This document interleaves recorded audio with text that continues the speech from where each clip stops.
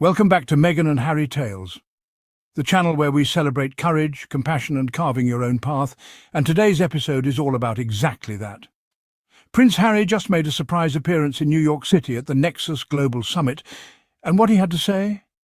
Let's just say it was bold, moving, and yes, pointed. While some saw it as a quiet gathering of global changemakers, we saw something far more impactful unfold. Prince Harry, speaking from the heart, reflecting on his past as a royal and his present as a purpose-driven philanthropist, made what many are calling a clear, calm, but cutting dig at the royal family. But even more importantly, he offered a vision for the future, a world of service by choice, not obligation.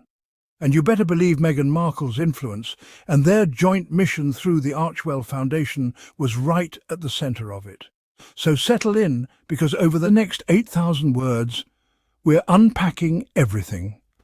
From Harry's powerful words and what they really meant, to Meghan's quiet but unwavering support, the resonance of Archewell's mission, and why this moment might just be the most significant signal yet that Harry is finally free. Let's dive in.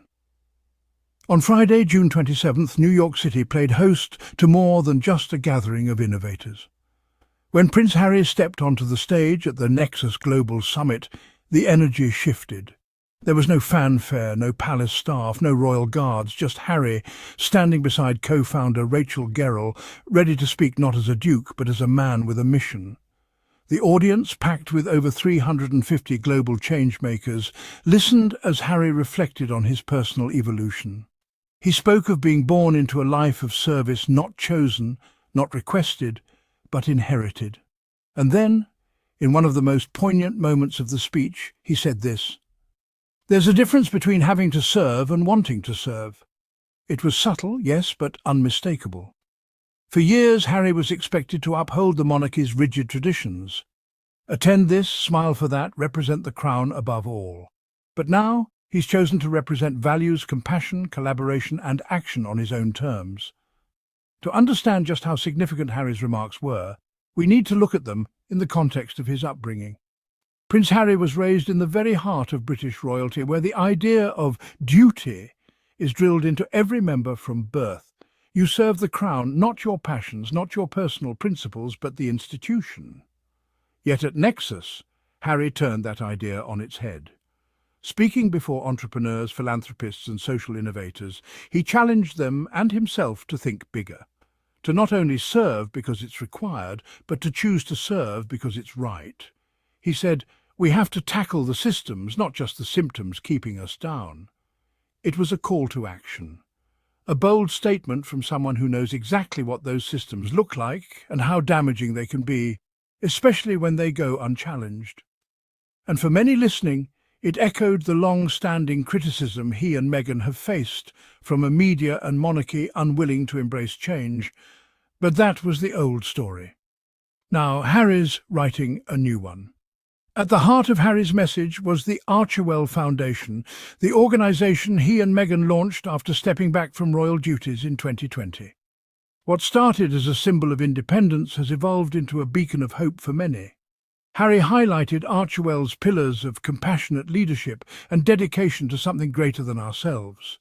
He explained that their goal wasn't just charity, it was meaningful, lasting impact. From mental health initiatives to conservation efforts, Archewell isn't just doing good, it's doing it differently. Instead of working within centuries-old institutions, they're building a new one from the ground up. One rooted in empathy. One designed to listen first and act second. And that's where Meghan's influence shines brightest. Though Meghan didn't appear at the NEXUS Summit, her presence was unmistakable. Just 2 months prior, she stood by Harry's side at the Time 100 Summit in New York, radiating positivity and strength. Her words then echo even louder now. "I'm the happiest I've ever been with a partner and husband who's so supportive, and with healthy kids who are so joyful." It wasn't just a personal reflection. It was a testament to the life they've built, a life not dictated by royal protocol, but by shared purpose. Meghan and Harry's partnership is not just romantic, it's visionary. Every Archewell initiative bears both their fingerprints. And whether Meghan is in the spotlight or working behind the scenes, her support of Harry is unwavering. It's the kind of love story we rarely see in royalty because it's rooted in equality. Back to Harry's quote, "From having to serve to wanting to serve." It's easy to read that as a simple personal statement, but let's be real. This was no accident. In royal circles, words are chosen meticulously. And Harry knows better than anyone how every phrase will be scrutinised. This wasn't a slip, it was a statement. For decades, the royal family has clung to the idea of duty above all, even when it breaks spirits, even when it damages mental health. Harry, who once admitted to struggling in silence during his royal years, is now calling that model out, not in anger, but with vision. He's not saying service is wrong, he's saying it must come from the heart, not from an outdated playbook. During the summit, Harry's fireside chat with Rachel Gerrell went beyond slogans. He challenged every attendee to examine their legacies not just in what they do, but how they invest. Where do you put your time, your money, your voice? He encouraged everyone in the room and beyond to align their actions with their values, to choose compassion over clout, purpose over prestige. It's clear that for Harry, stepping away from the firm didn't mean stepping back, it meant stepping up in his own way. And the results speak for themselves. Some critics love to ask, why should we care what Prince Harry says now? He left.